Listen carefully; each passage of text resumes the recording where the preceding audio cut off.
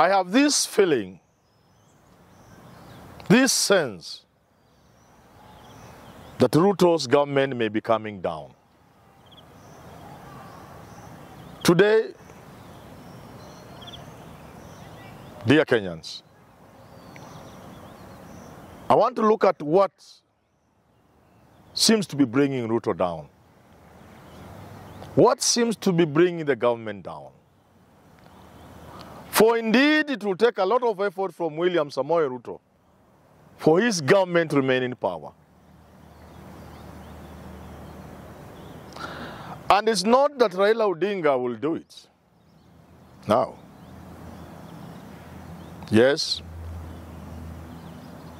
Ruto will have to work hard not to go down, not to lose his government. And it's not because of Mandamano. No.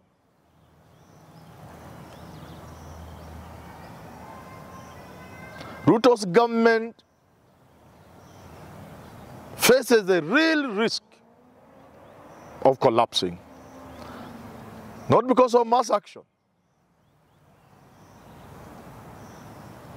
And this is why the government could go down.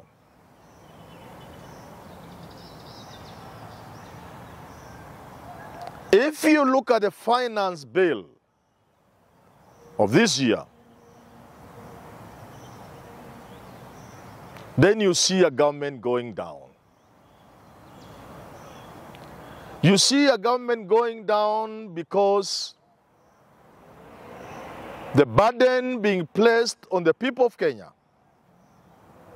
even those who love the president like me, will crash under the burden of what is contained in the finance bill. Yesterday, talking at the burial service for Shujaa Mukami Kimathi, the president said he had removed about 20 taxes or something thereabout. I didn't quite get it well. Taxes on this,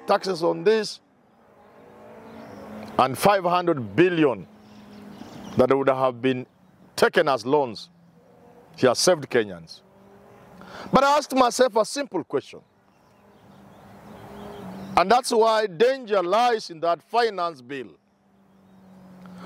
Mbona raisi unatafutilia vikodi mbalimbali ambavyo hata vionekani?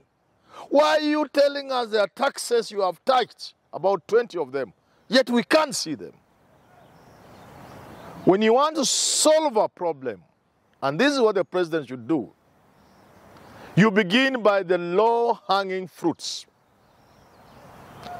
You approach a problem in a simple way before you look for complications. Why doesn't the president take the electricity bill he receives? I doubt now that he receives. Just get one of your aides. Tell him, please give me your electricity bill.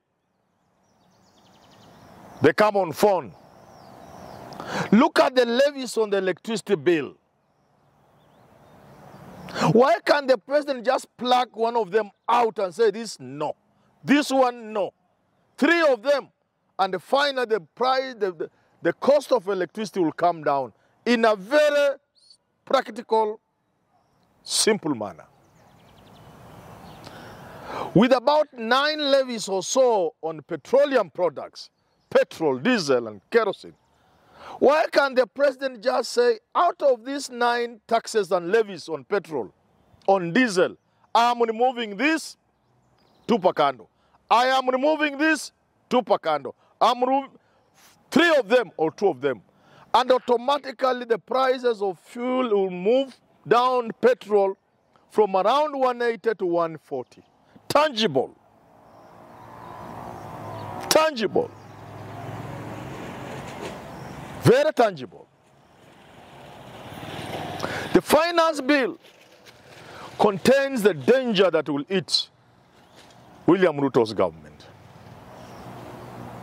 The noise we all witnessed when Uhuru introduced VAT on fuel, on petrol,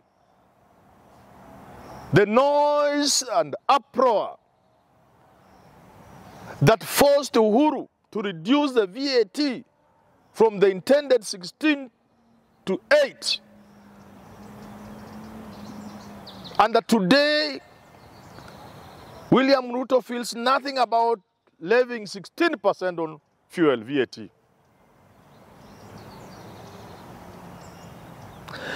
That workers were up in arms when President Uhuru tried to introduce 1.5% housing levy.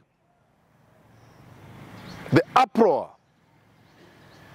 the noise,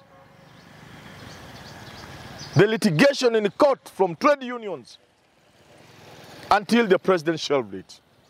Today, the president intends to push this, not necessarily in the Finance Act bill, but intends to push this to double, 3%. The taxation measures that mean the cost of living for the common man will go up in a manner not conceivable will bring this government down. And now to the insensitivity.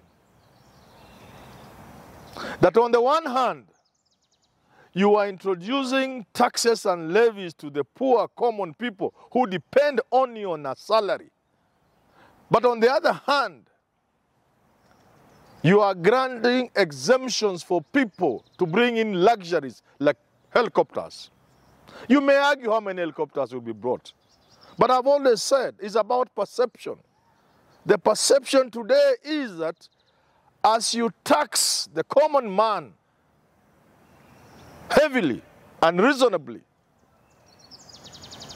you are giving incentives, tax exemptions to those who are bringing helicopters and other luxuries. And that's not enough. The insensitivity with which the government is pushing the finance bill, in the words of Osoro, the chief whip, government chief whip, government never loses a bill or a motion, and this will go through. In the words of Senator Cherargei, my friend from Nandi, the bill will be passed without even changing a comma. The sycophants that goes with a serious matter that could bring the government down is what I fear will bring this government down. And not for nothing, for those who are laughing with this matter. One pay slip in this country, supports more than 20 people outside the nuclear family of the holder. My payslip, miserable as it is, over and above taking care of my family and I, ends up supporting another 20 or so families across this country. That is a Kenyan payslip. A Kenyan payslip is not an American payslip. An American payslip belongs to the employee. It is you and your money in Europe. It is you and your money in Japan. And therefore, when those from the World Bank and the IMF speak, they speak of a country they know not. Any Kenyan earning a salary, however meager, ends up supporting many other people in that chain. So when you touch this payslip, you are affecting a chain of Kenyans. When you delay the salaries, like you did last month, many families not even related to the worker will go to bed hungry. So two things. One, the obvious levies and taxes this government is bringing on board. 30% for those who want some amount. Income tax.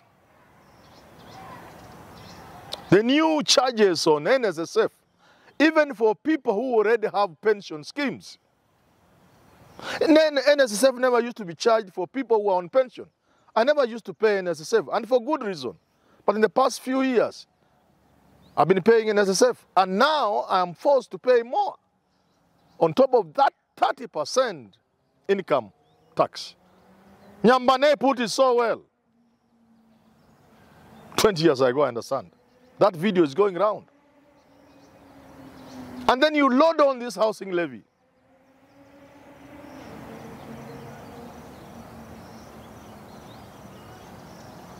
And then the same meager salary from that payslip that has already been mutilated by the government. An economy like Kenya cannot afford to have workers having 52–55% deductions on their payslips. And that's why I always argue the businessmen in this country are actually stupid, because they continue to develop houses and buildings and malls. Who will shop in these malls when Kenyans do not have purchasing power? The little salary they are given, because Kenyans get slave wages, not living wages. The little wages Kenyans get are under attack every year. You come with the new levies. There's no purchasing power left. Who is going to shop in those malls you are constructing?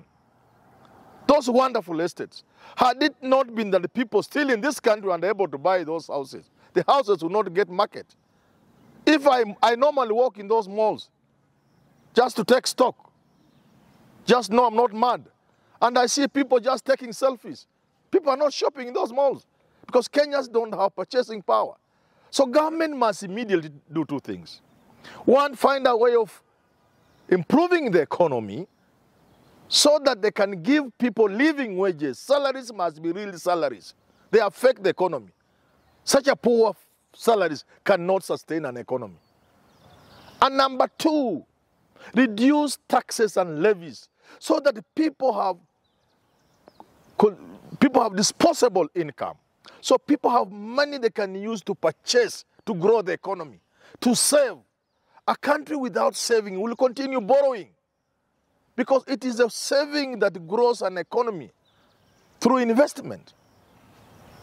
I'm urging government, if they don't want to go down the way other governments have gone, and because of the insensitivity, unions are up in arms, including people from where the president comes from. I can imagine a school teacher. School teachers have miserable pay slips. On top of earning little salaries, they are engaged in little things, deductions on SACCOs. Teachers take home 3,000, 4,000, 7,000. Then you come with 3% housing levy, increased NSSF. What are you now saying? We are saying that the worker can go home and die. But I want to say this. The Kenyan worker will not die before the government dies. It's naked truth. The government must know that when you push people to a wall, even your own pet, even your own cat, it will come back. It will hit you. The government must not push workers to a point where there's no point in working. I mean, I can assure you, and I want government to undertake a study. It's not even a study. Just look at the facts. I want government to commission somebody to look at pay slips when they effect these deductions in July. And I want government to be honest with us as people of this country. I want government to tell us how many people will begin getting zero. And I want to tell government, this 3% and the new NSSF, there are many pay slips that cannot even take it. People are already on zero, on 1,000, and you want 4,000. Where will you get it? So before workers are destroyed, and we must build workers, I am sure this destruction will move in the direction of government before the workers go down. And my advice to government is very simple. Rethink some of these things. Rethink some of the strategies. Shelve some of these things. And let's have a national conversation about housing, about NSSF, It is true people are saving too little. Our neighbors, Ugandans, are doing very well, Ugandans. But we need to look at certain factors, certain reality. How much do Kenyan workers get? How have they so far committed their pay slips? Is there enough on a teacher's pay slip today for government to get 3%? The answer is no.